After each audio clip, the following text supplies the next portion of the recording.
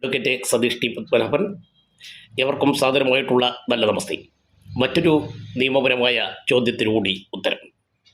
നമ്മൾ വസ്തു ഒക്കെ സബ് രജിസ്ട്രാർ ഓഫീസിൽ ആധാരം രജിസ്റ്റർ ചെയ്ത് കഴിഞ്ഞാൽ പിന്നീട് അത് പൂർണ്ണമായും നമ്മുടെ ഉടമസ്ഥതയിലാകുമോ, രേഖകളിലാകുമോ? എല്ലാവരും ചോദിക്കുന്ന ഒരു ചോദ്യമാണ്. പലതരത്തിലുള്ള ആധാരങ്ങളുണ്ട്. തീറാധാരം, വിലയാധാരം, ധനനിശ്ചയാധാരം, ധാനയാധാരം, ഭാഗപത്രം ഒക്കെ ഉണ്ട്.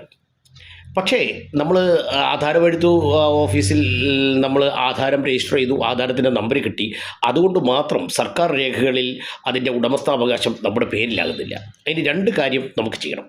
തണ്ടപ്പേർ മാറ്റണം. നേരത്തെ നമ്മൾ വസ്തു ആരുടെ കയ്യിലായിരുന്നു, അവരുടെ കയ്യിലായിരിക്കും ഈ തണ്ടപ്പേര്. ആ തണ്ടപ്പേര് നമ്മുടെ പേരിലേക്ക് മാറ്റണം. പിന്നെ കരമടയ്ക്കണം. അതിന് മ്യൂട്ടേഷൻ ഇഫക്റ്റഡ് എന്ന് പറയും. അതായത് തണ്ടപ്പേര് മാറ്റി നികുതി അടയ്ക്കുന്ന പ്രോസസ്സ് പൂർത്തിയായെങ്കിൽ മാത്രമേ ഒരു വസ്തുവിനെ സംബന്ധിച്ചുള്ള പൂർണ്ണമായ ഉടമസ്ഥാവകാശം നമ്മുടെ പേരിലേക്ക് മാറുകയുള്ളൂ. അത് സത്യത്തിൽ അത് ശ്രദ്ധിക്കേണ്ടതാണ്. അത് മാറിയില്ലെങ്കിൽ പലതരത്തിലുള്ള നിയമപരമായിട്ടുള്ള പ്രശ്നങ്ങളിലേക്ക് വഴിതിരിക്കും. പരിപൂർണമായി ഉടമസ്ഥാവകാശം നമ്മുടെ പേരിലാണെന്നും പറയുവാൻ സാധിക്കത്തില്ല. ബന്ധപ്പെട്ട സർക്കാർ രേഖകളിൽ അതും കാണുകയില്ല. അടുത്ത പ്രാവശ്യം മറ്റൊരു നിയമപരമായ ചോദ്യത്തിന് മറുപടിയായി കടന്നു വരാം. നന്ദി, നല്ല നമസ്തേ. ഒരിക്കൽ കൂടി അഡ്വക്കേറ്റ് സതീഷ് ടി പത്മനാഭൻ.